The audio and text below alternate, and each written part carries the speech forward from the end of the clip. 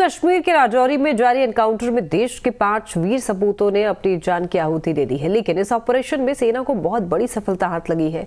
इस मुठभेड़ में लश्कर के टॉप कमांडर को मार गिराया है। इस रिपोर्ट में आपको दिखाते हैं कौन था ये खूंखार आतंकी और कैसे इस ऑपरेशन को अंजाम दिया गया।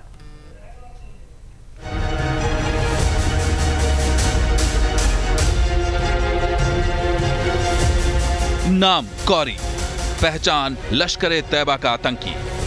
राजौरी में एनकाउंटर के दौरान सेना ने लश्कर-ए-तैयबा के खूंखार आतंकी कौरी को मार गिराया है। कौरी आतंक का वो काला किरदार जिसे पाकिस्तान में बैठे उसके आकाओं ने जम्मू कश्मीर में आतंक की आग को भड़काने भेजा था, लेकिन आतंक के इस चिराग को राजौरी के जंगलों में ही बुझा दिया गया।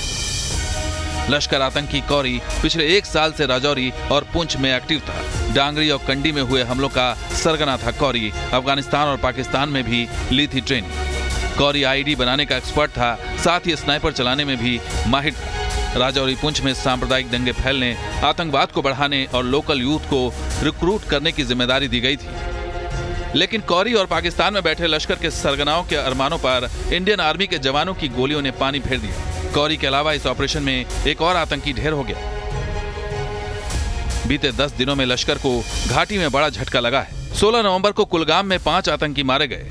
13 नवंबर को राजौरी में एनकाउंटर में लश्कर के 2 आतंकियों को मार गिराया गया और अब 23 नवंबर को राजौरी में 2 आतंकी ढेर कर दिए गए। एक तरफ लश्कर को बड़ा झटका दिया गया, वहीं राजौरी के ताजा ऑपरेशन में इंडियन आर्मी के 2 कैप्टन समेत 5 वीर सपूत शहीद हो गए।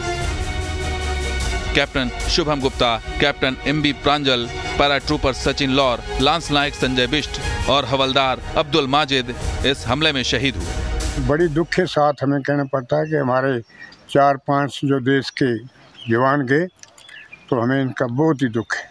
मैं इस जड़ की तरफ जानना चाहता हूँ कि राजौरी आते कहाँ से हैं, किस रास्ते आते हैं, इनको लेता कौन है। वो गली जो है वो बंद करना चाहिए जहाँ से ये अंदर आते हैं। इस एनकाउंटर की शुरुआत बुधवार को हुई थी। धर्मसाल के बाजीमाल इलाके में आतंकियों के छिपे होने की सूचना पर सेना और जम्मू कश्मीर पुलिस ने सर्च ऑपरेशन शुरू किया था। इस दौरान जंगल में छिपे आतंकियों ने उन पर फायरिंग शुरू कर दी। यहाँ 2 आतंकियों के छिपे होने की खबर थी।